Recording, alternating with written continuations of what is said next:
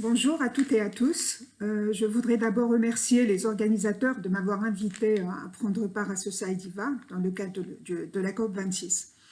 En fait, je vais vous faire part aujourd'hui de nos initiatives et travaux sur les plans d'action climat au niveau local qui incarnent bien la situation penser globalement et agir localement.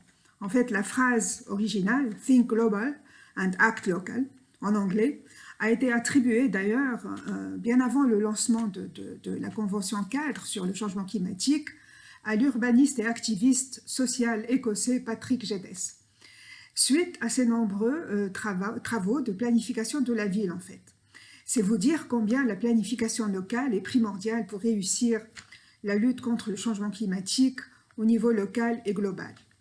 Donc l'action climat local, sujet de mon intervention aujourd'hui, devient incontournable pour assurer une certaine résilience dans les régions les plus affectées dans la région du sud de la Méditerranée, qui est la région visée par le projet Climamed dont je vais vous parler.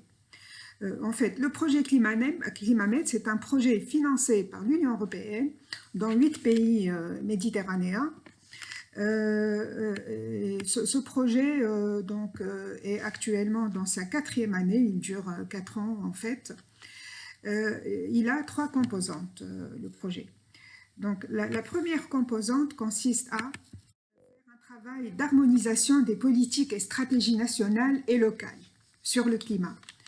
Et puis la deuxième, c'est l'assistance des communes sélectionnées, bénéficiaires du projet Climamed, à préparer des plans d'action pour l'énergie durable et le climat.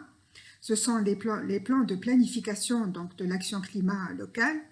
Et comme troisième composante, identification de projets bancables d'action climat, d'adaptation et d'atténuation, et également les mécanismes et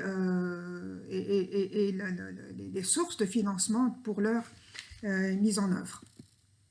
Voilà, donc l'objectif en fait de Climamed, et à travers Climamed des plans d'action sur l'énergie durable et du climat, c'est d'améliorer la sécurité énergétique et la capacité d'adaptation au changement climatique au niveau national, mais local aussi, tout en favorisant leur transition vers une économie à faible émission et qui contribue ainsi à des contextes socio-économiques plus stables au niveau local, efficaces, compétitifs et résilients au changement climatique.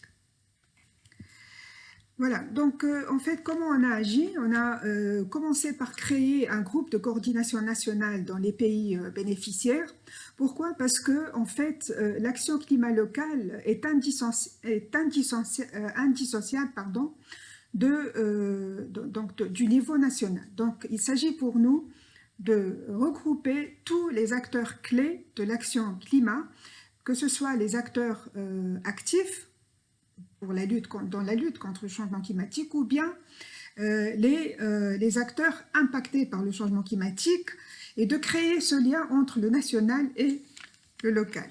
Nous avons également lancé des mécanismes d'appui des communes pour mettre en place leur plan d'action et pour développer leur plan d'action énergie durable et climat avec une approche du learning by doing, c'est-à-dire c'est en cours actuellement, donc ils développent leur plan d'action d'énergie durable et climat, et également ils se forment pour le développement et pour la mise à jour, parce que les PAEDC, c'est une action dynamique en fait dans le temps. Et puis par la suite, dans le cadre des plans d'action sur l'énergie durable et le climat, les communes vont identifier des actions climat locales urgentes et moins urgentes, c'est-à-dire à court et moyen terme.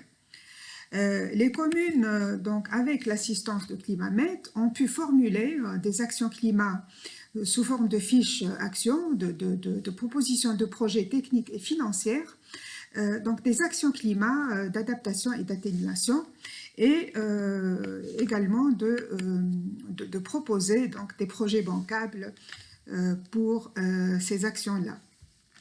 Voilà, donc concrètement, ce qu'on a fait, on a assisté une centaine de villes à travers les 8 pays de la Méditerranée. Et par exemple, pour le cas de la Tunisie, 11 communes ont bénéficié de l'assistance de Climamed pour mettre en place leur plan d'action d'énergie durable et du climat. D'ailleurs, c'est en train d'être finalisé actuellement. Et donc pour chaque ville, à peu près pour chaque commune, il y a eu identification de plus d'une centaine d'actions, que ce soit pour l'adaptation ou pour l'atténuation. Voilà, donc actuellement, ils sont en train de finaliser ces plans d'action. Donc, il faut dire que chaque plan d'action, en fait, ça se présente comme un document d'une centaine de pages avec plusieurs chapitres. Donc, des chapitres, par exemple, sur l'inventaire des émissions de réduction, l'inventaire de référence des émissions de gaz à effet de serre pour la ville, les risques et les vulnérabilités de la commune.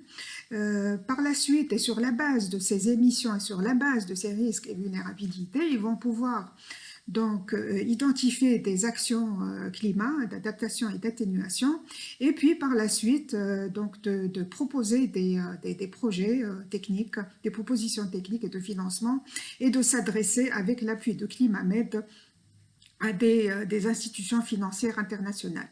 Alors pour finir, je cite bien sûr les mécanismes de financement qu'on est en train de monter actuellement, d'identifier en impliquant toutes les parties prenantes, par exemple les institutions financières nationales comme la Caisse de dépôt et consignation, comme la Caisse des prêts et de soutien des collectivités locales, et même en ayant pourparlers avec des banques commerciales, ont un rôle primordial pour financer ces actions, mais pas tout seul, puisque nous sommes en train de mettre en place un partenariat avec les institutions financières internationales, des ONG et le secteur privé, c'est très très important. Donc à travers l'approche du PPP, le partenariat public-privé. Voilà ce que je voulais vous dire, et voilà, j'espère qu'on aura l'occasion prochainement de présenter des résultats très concrets sur donc ces plans d'action d'énergie durable et du climat, et aussi sur nos travaux dans le cadre de ClimaMed. Voilà, merci de votre attention et bonne continuation. Au revoir et merci.